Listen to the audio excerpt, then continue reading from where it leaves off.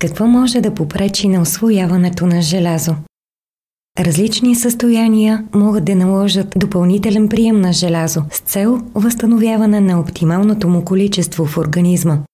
Някои фактори обаче възпрепятстват усвояването му в стомашно-чревния тракт и това може да намали ефективността на терапията.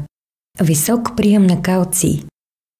Високите нива на калций, особено от добавки, могат да попречат на усвояването на желязото. Препоръчва се интервал между приема на желязо и калциеви добавки или храни, богати на калций, като мляко и млечни продукти.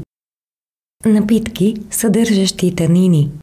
Танините, съдържащи се в чая, кафето и виното, могат да се свържат с желязото и да намалят абсорбцията му. Затова се препоръчва интервал между приема на желязо и консумация на чай, кафе, вино.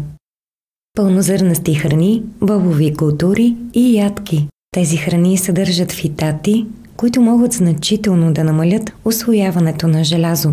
Накисването на богатите на фитати храни, като зърнени и бобови храни, може да помогне за неутрализиране на този ефект. Диета с прекомерно количество фибри.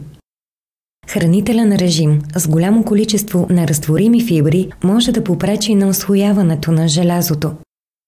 С цел по-доброто усвояване на желязо се препоръчва умерен прием на храни, богати на фибри.